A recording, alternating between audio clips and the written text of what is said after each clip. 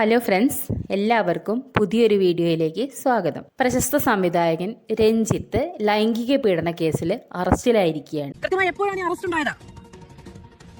മാധു ഇന്ന് വൈകിട്ടോട് കൂടിയാണ് അദ്ദേഹത്തെ കസ്റ്റഡിയിലെടുത്തെന്നുള്ളതാണ് നമുക്ക് മനസ്സിലാക്കാൻ കഴിഞ്ഞിരിക്കുന്നത്. അദ്ദേഹത്തിന്റെ കാർ തടഞ്ഞു നിർത്തി കസ്റ്റഡിയിലെടുക്കുകയായിരുന്നു. അത് തൊടുപുഴ പോലീസാണ് കസ്റ്റഡിയിലെടുത്തിരിക്കുന്നത്. നേരത്തെ തന്നെ യുവനടിയുടെ പരാതി കൊച്ചി സിറ്റി പോലീസ് കമ്മീഷണർക്ക് ലഭിക്കുന്നു. അതിന്റെ അടിസ്ഥാനത്തിൽ അദ്ദേഹം വനിതാ സ്റ്റേഷനിലെ കേസ് രജിസ്റ്റർ ചെയ്യാൻ നിർദ്ദേശം നൽകുന്നു. അങ്ങനെ കേസ് രജിസ്റ്റർ ചെയ്തു. ആ കേസ് രജിസ്റ്റർ ചെയ്യുന്ന പിന്നാലെ യുവനടിയുടെ രഹസ്യമൊഴി രേഖപ്പെടുത്തുന്നതാണ്. അതായത് കോടതിയിലെത്തിച്ച് രഹസ്യമൊഴി രേഖപ്പെടുത്തുന്നു. അത് പിന്നാലെ കൂടിയാണ് അദ്ദേഹത്തെ രഞ്ജിത്തിന്റെ അറസ്റ്റിലേക്ക് നീങ്ങാനുള്ള തീരുമാനത്തിലേക്ക് കൊച്ചി സിറ്റി പോലീസ് കടന്നിരുന്നത്. അതിന്റെ ഭാഗമായിട്ട് തൊടുപുഴ പോലീസിന് ഇൻഫർമേഷൻ കൈമാറുകയും അതിന്റെ അടിസ്ഥാനത്തിൽ തൊടുപുഴ പോലീസ് കസ്റ്റഡിയിലെടുക്കുകയാണ്. ഏതായാലും അല്പസമയത്തിനകം തന്നെ കൊച്ചി സിറ്റി പോലീസിനെ കൈമാറും. അതിനുശേഷമായിരിക്കും രഞ്ജിത്തിനെ വനിതാ സ്റ്റേഷനിലേക്ക് എത്തിയ ശേഷം അറസ്റ്റ് അടക്കമുള്ള നടപടികളിലേക്ക്, അതായത് ബാക്കിയുള്ള നടപടികളിലേക്ക് കടക്കുകയും ചെയ്യുക. നമുക്ക് നിലവിൽ മനസ്സിലാക്കാൻ കഴിയുന്നത് കഴിഞ്ഞ കുറച്ച് ദിവസങ്ങളായി ഈ രഞ്ജിത്തിന്റെ പുതിയ സിനിമയുടെ ചിത്രീകരണം കൊച്ചിയിൽ നടക്കുന്ന സാഹചര്യം ഉണ്ടായിരുന്നു എന്നുള്ളതാണ്. അങ്ങനെ നടക്കുന്നതിനിടയിലാണ് ഈ ഒരു ലൈംഗിക പീഡനം നടന്നിരിക്കുന്നത്. അതായത് കാരവാനിലേക്ക് ഈ യുവനടിയെ വിളിച്ചു വരുത്തുന്നു. അതിനുശേഷമാണ് പീഡനം നടന്നത്. അങ്ങനെ യുവനടി നൽകിയ പരാതിയിലാണ് ഇപ്പോൾ രഞ്ജിത്തിന്റെ അറസ്റ്റിലേക്ക്, വളരെ പ്രധാനപ്പെട്ട അറസ്റ്റിലേക്ക് നീങ്ങുകയും ചെയ്തിരിക്കുന്നത്. ഇത് ആദ്യത്തെ കേസല്ല. നമുക്കറിയാം, നേരത്തെ ഹേമ കമ്മിറ്റി റിപ്പോർട്ട് പുറത്തുവന്നതിന് പിന്നാലെ വലിയ രീതിയിൽ തന്നെ ലൈംഗിക ആരോപണങ്ങൾ ഉയർന്ന സാഹചര്യം ഉണ്ടായിരുന്നു. പ്രത്യേകിച്ച് അതിൽ തന്നെ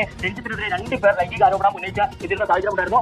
ബംഗാളി നടിയുടെ പരാതിയിൽ രഞ്ജിത്തിനെതിരെ നോർത്ത് പോലീസ് കേസ് രജിസ്റ്റർ ചെയ്തതാണ്. അതിൽ പിന്നീട് രഞ്ജിത്ത് മുൻകൂർ ജാമ്യാപേക്ഷയുമായി ഹൈക്കോടതിയെ സമീപിക്കുന്ന സാഹചര്യം ഉണ്ടായിരുന്നു. പിന്നീട് പോലീസ് അറസ്റ്റിലേക്കൊക്കെ തന്നെ നീങ്ങിയതാണ്. ഇതോടൊപ്പം തന്നെയാണ് ബംഗളൂരുവിൽ വെച്ച് പീഡിപ്പിച്ചു എന്ന പരാതിയുമായി ഒരു യുവാവും രംഗത്തെത്തിയിരുന്നത്. എന്നാൽ അതിന് പിന്നാലെയാണ് ഇപ്പോൾ മൂന്നാമത്തെ കേസ്, അതായത് മാസങ്ങൾ പിന്നിടുമ്പോൾ ഇപ്പോൾ മൂന്നാമത്തെ കേസ് രഞ്ജിത്തിനെതിരെ വരുന്നത്. അത് വനിതാ സ്റ്റേഷനിലാണ്, എറണാകുളം വനിതാ സ്റ്റേഷനിലാണ് ഈ കേസ് രജിസ്റ്റർ ചെയ്തിരിക്കുന്നത്. ഇനി സ്വാഭാവികമായിട്ടും രഞ്ജിത്തിന്റെ അറസ്റ്റ് രേഖപ്പെടുത്തിയ സാഹചര്യത്തിൽ നോൺ ബെയിലബിൾ ഒഫൻസറായതിനാൽ തന്നെ കോടതിയിൽ ഹാജരാക്കുന്ന നടപടികളിലേക്ക് പോലീസിന് നീങ്ങേണ്ടതുണ്ട്. ഇന്നിപ്പോൾ മജിസ്ട്രേറ്റ് മുന്നിൽ ഹാജരാക്കുമോ അല്ലെങ്കിൽ നാളെ കോടതിയിൽ ഹാജരാക്കുമോ എന്നുള്ള കാര്യത്തിലാണ് ഇനി വ്യക്തത വരാനുള്ളത്. എന്നാലും പരാതിയുടെ വിവരങ്ങൾ കൂടി നമുക്ക് ലഭിച്ചിരിക്കുന്നത് എന്നുള്ളതാണ്. ഈ കൊച്ചിയിലെ ഷൂട്ടിംഗ് ലൊക്കേഷനിൽ വെച്ചാണ് ഈ പീഡനം നടന്നിരിക്കുന്നത്. കഴിഞ്ഞ ദിവസമാണ് കൊച്ചി സിറ്റി പോലീസ് കമ്മീഷണർക്ക് യുവനടിയുടെ പരാതി ലഭിക്കുന്നത്. ആ പരാതിയുടെ അടിസ്ഥാനത്തിൽ പരാതി ലഭിച്ചപ്പോൾ തന്നെ വളരെ വേഗത്തിൽ കേസ് എടുക്കാനുള്ള നിർദ്ദേശം സിറ്റി പോലീസ് കമ്മീഷണർ നൽകുന്നു. അങ്ങനെയാണ് ഈ വനിതാ സ്റ്റേഷനിലെ കേസ് രജിസ്റ്റർ ചെയ്യുകയും വേഗത്തിൽ തന്നെ തുടർ നടപടികളിലേക്ക് പോയി ഉടൻ തന്നെ കൈമാറുമെന്നാണ് അറിയുന്നത്. ഇവിടുത്തെ പോലീസ് സംഘം അവിടത്തേക്ക് എത്തിക്കഴിഞ്ഞു. മാധു അവിടേക്ക് എത്തിയിട്ടുണ്ടെന്ന് തന്നെയാണ് നമ്മൾ മനസ്സിലാക്കുന്നത്. അവർ കസ്റ്റഡിയിൽ എടുത്തു കഴിഞ്ഞാൽ വേഗത്തിൽ തന്നെ രഞ്ജിത്തിനെ കൊച്ചിയിലേക്ക് എത്തിക്കും. അതിനുശേഷം മജിസ്ട്രേറ്റിന് മുന്നിൽ ഹാജരാക്കാനുള്ള നടപടി, അത് എങ്ങനെയെന്നുള്ള കാര്യത്തിൽ നമുക്ക് വ്യക്തത വരേണ്ടതുണ്ട്. ഇന്ന് മജിസ്ട്രേറ്റിന് മുന്നിൽ ഹാജരാക്കുമോ അല്ലെങ്കിൽ നാളെ കോടതിയിലായിരിക്കുമോ ഹാജരാക്കുക എന്നുള്ള കാര്യത്തിലൊക്കെ തന്നെ വ്യക്തത വരേണ്ടതുണ്ട്. ഏതായാലും വളരെ തന്ത്രപൂർവ്വമായിട്ടുള്ള അല്ലെങ്കിൽ വളരെ മുൻകരുതൽ എടുത്തുള്ള ഒരു നടപടികളിലേക്കാണ് പോലീസ് കടന്നതെന്നുള്ളതാണ് ഏറ്റവും പ്രധാനപ്പെട്ട കാര്യം. അതായത് രഞ്ജിത്ത് ഒരു രീതിയിലും നിയമത്തിന്റെ പരിധിയിലൂടെ രക്ഷപ്പെടാൻ പാടില്ല എന്നുള്ള ഒരു ഉറച്ച തീരുമാനം കൊച്ചി സിറ്റി പോലീസിന് ഉണ്ടായിരുന്നു. അതിന്റെ അടിസ്ഥാനത്തിൽ കൂടിയാണ് അതീവ രഹസ്യമായി തന്നെ പോലീസ് നീക്കങ്ങൾ നടത്തുകയും ചെയ്തിരുന്നത്. അദ്ദേഹത്തിന്റെ ഏറ്റവും പുതിയ സിനിമയുടെ ഷൂട്ടിംഗ് സെറ്റിൽ വെച്ചിട്ട് ആ സിനിമയിൽ അഭിനയിച്ചുകൊണ്ടിരിക്കുന്ന ഒരു യുവ നടിയോട് അതിലും മെച്ചപ്പെട്ട റോള് തരാം, അതിനെക്കുറിച്ച് സംസാരിക്കാന്ന് പറഞ്ഞിട്ട് ആ കുട്ടിയെ കാരവാനിലേക്ക് വിളിച്ചു വരുത്തുന്നു. ആ കാരവാനിലുള്ളിൽ വെച്ചിട്ട് അതിക്രൂരമായി ലൈംഗികമായിട്ട് ആക്രമിക്കുന്നു. ഈ പെൺകുട്ടി അതിന്റെ ട്രോമയിലായിരുന്നു. കൗൺസിലിംഗ് ഒക്കെ എടുത്ത് ഒരുപാട് വിഷമിച്ചിരിക്കുന്ന സമയത്ത് പലരോടും, ആ സിനിമയിൽ കൂടെ അഭിനയിച്ചിരുന്ന പലരോടും ഇത് തുറന്നു പറയുന്നു. അതിനുശേഷം ഈ 2 മാസത്തിന് ശേഷം ആ പെൺകുട്ടി ഈ സംവിധായകനെതിരെ പരാതി കൊടുക്കുന്നു. അങ്ങനെ ഈ പരാതിയെക്കുറിച്ച് അറിഞ്ഞ രഞ്ജിത്ത് തമിഴ്നാട്ടിലേക്ക് കടക്കാൻ ശ്രമിക്കുന്നതിനിടയിൽ, എന്ന് വെച്ചാൽ അറസ്റ്റ് ഉണ്ടാവുമെന്ന് അറിഞ്ഞുകൊണ്ട് ഒളിവിൽ പോകാമെന്നുള്ളതിലായിരിക്കണം തമിഴ്നാട്ടിലേക്ക് കടക്കാൻ ശ്രമിക്കുന്നതിനിടയിൽ വെച്ചിട്ട് തൊടുപുഴയിൽ വെച്ചിട്ട് പോലീസ് റോട്ടിൽ വണ്ടി തടഞ്ഞു നിർത്തിയിട്ട് രഞ്ജിത്തിനെ അറസ്റ്റ് ചെയ്തു. ഇദ്ദേഹം ഒരു നടന്റെ, ബോബി കുര്യൻ എന്ന് പറയുന്ന നടന്റെ കാറിലായിരുന്നു യാത്ര ചെയ്തുകൊണ്ടിരുന്നത്. കാറിൽ ഈ പറയുന്ന ബോബി കുര്യനും ഉണ്ടായിരുന്നു. അങ്ങനെയാണ് അറസ്റ്റ് നടന്നിട്ടുള്ളത്. ബോബി കുര്യൻ ഇദ്ദേഹം ഇങ്ങനെ രക്ഷപ്പെടാൻ ശ്രമിക്കുകയാണ്, ലൈംഗിക പീഡന പരാതി ഇദ്ദേഹത്തിന്റെ പേരിലുണ്ട്, രക്ഷപ്പെടാൻ ശ്രമിക്കുകയാണ് എന്ന് അറിഞ്ഞുകൊണ്ടാണോ ഇദ്ദേഹത്തിനെ രക്ഷപ്പെടുത്താൻ കാറിൽ കയറ്റിയത് എന്നറിയില്ല.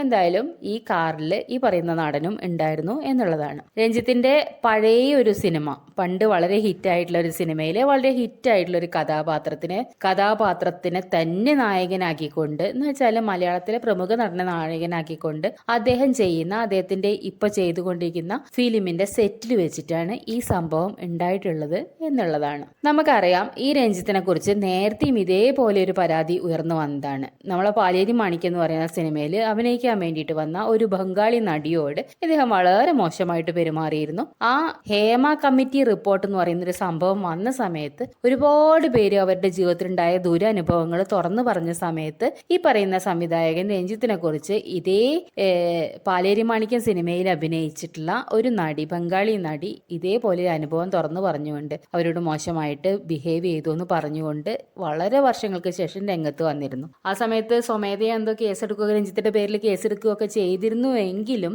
അദ്ദേഹം അതിന് നല്ല സപ്പോർട്ട് നമ്മുടെ ഈ ഭരണ സംവിധാനത്തിന്റെ ഭാഗത്തു നിന്നും കിട്ടിയിട്ടുണ്ടായിരുന്നു. അദ്ദേഹം വളരെ സ്ഥാനങ്ങളൊക്കെ ചലച്ചിത്ര അക്കാദമിയിലൊക്കെ വളരെ സ്ഥാനങ്ങളൊക്കെ അലങ്കരിച്ചു കൊണ്ടിരുന്ന വ്യക്തിയായിരുന്നു. അതുകൊണ്ട് തന്നെ അദ്ദേഹത്തിന് രാഷ്ട്രീയമായിട്ടുള്ള നല്ല സ്വാധീനം ഉണ്ടായിരുന്നു. ഇങ്ങനെ ഒരു കേസ് വന്ന സമയത്തും അദ്ദേഹത്തിന് നല്ല സപ്പോർട്ട് കിട്ടിയിരുന്നു. പിന്നെ ഹേമ കമ്മിറ്റി റിപ്പോർട്ട് വന്ന ശേഷം ഉണ്ടായിട്ടുള്ള പല കേസുകളും പിന്നീട് ഒത്തുതീർപ്പായി പോവും, പിൻവലിച്ചു പോവും, ഈ രാഷ്ട്രീയക്കാരുടെ സപ്പോർട്ട് കൊണ്ട് ഊരിപ്പോവും ഒക്കെ ചെയ്തിട്ടുള്ള കാര്യങ്ങളാണ്. പിന്നെ ഇതൊക്കെ വളരെ വർഷങ്ങൾക്ക് മുൻപ് നടന്ന കാര്യങ്ങളുടെ വെളിപ്പെടുത്തൽ എന്നുള്ള രീതിയിലും ആളുകൾ അതിന് അത്രയൊന്നും പ്രാധാന്യം കൊടുത്തിട്ടില്ല എന്നുള്ളതാണ്. ഇത്രയും വർഷം എന്തേ പറയാതിരുന്നു, ഇപ്പൊ നിങ്ങൾ എന്തേ വന്ന് പറയുന്നു എന്നുള്ള രീതിയിലൊക്കെ അത് വളരെ ഒരു നിസ്സാരമായിട്ട് കണക്കാക്കുകയാണ് ചെയ്തത്. അതിനു പുറമെ ഇദ്ദേഹത്തിനെതിരെ വേറെ ഒരു പ്രകൃതി വിരുദ്ധ ലൈംഗിക പീഡന പരാതി ഉണ്ടായിരുന്നു. ഒരു വ്യക്തി വന്നിട്ട്, ഒരു പുരുഷൻ വന്നിട്ട് തന്നെ ഇദ്ദേഹത്തിനെതിരെ വളരെ മോശമായിട്ടുള്ള ഒരു അലിഗേഷൻ പറഞ്ഞിരുന്നു. ഇദ്ദേഹം ബാംഗ്ലൂർ വെച്ചിട്ട് ലൈംഗികമായിട്ട് ഉപയോഗിച്ചു. എന്നിട്ട് ആ ഒരു വിഷ്വൽസ് എടുത്തിട്ട്,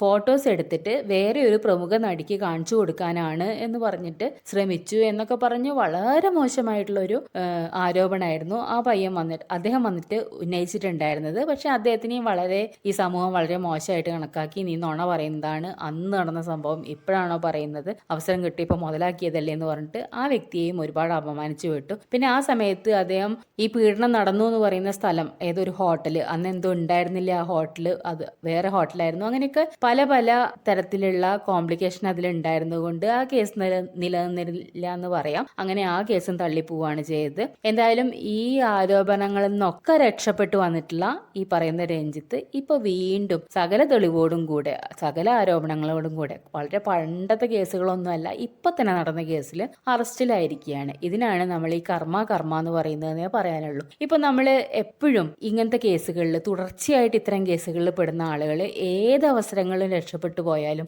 ഇതിലേതെങ്കിലും ഒരു കേസിൽ പിടിക്കപ്പെടും എന്നുള്ളതാണ്. ഇപ്പൊ നമ്മൾ രാഹുൽ മാങ്കൂട്ടത്തിനെ വളരെ പരിശുദ്ധനായിട്ട് പലരും പറയുന്നത് കേട്ടിട്ടുണ്ട്. ആ രാഹുലിനെ കുറിച്ച് വെറുതെ പറഞ്ഞു, അയാളുടെ രാഷ്ട്രീയ ഭാവി തകർക്കാൻ വേണ്ടി പറഞ്ഞു, നല്ലൊരു ചെറുപ്പക്കാരനാണ്, അല്ലെങ്കിൽ എല്ലാവരും ഒരുപോലെ ഇങ്ങനെ പീഡനം പറയും, അല്ലെങ്കിൽ വിവാഹിതരായവരെയൊക്കെ എന്താ ഈ പറയുന്ന വിവാഹ വാഗ്ദാനം നൽകി പീഡിപ്പിക്കുന്നതും ഒക്കെ കള്ളക്കേസല്ലേ എന്നൊക്കെ ഉള്ള രീതിയിൽ സംസാരിക്കുന്നത് കാണാം. പക്ഷെ ഇയാളുടെ ബേസിക് ആയിട്ടുള്ള സ്വഭാവമാണ് അത് എന്നുള്ളതാണ്. ഈ സ്ത്രീകളോടുള്ള താല്പര്യം എന്ന് പറയുന്നത് അവർക്ക് ജന്മനാലുള്ള സ്വഭാവമാണ്. ഇനിയിപ്പോ എത്ര കേസിൽ പെട്ട് എത്ര തെളിവില്ലാതെ ഊരിപ്പോയാലും അവരേതെങ്കിലും ഒരു അവസരത്തിൽ വെച്ചിട്ട് ഇതേപോലെ ഒരു കേസിൽ പെടും എന്നുള്ള കാര്യത്തിൽ യാതൊരു സംശയവും ഇല്ല എന്ന് ഈ രഞ്ജിത്തിന്റെ കേസ് കാണുമ്പോൾ നമുക്ക് മനസ്സിലാക്കാവുന്നതേ ഉള്ളൂ.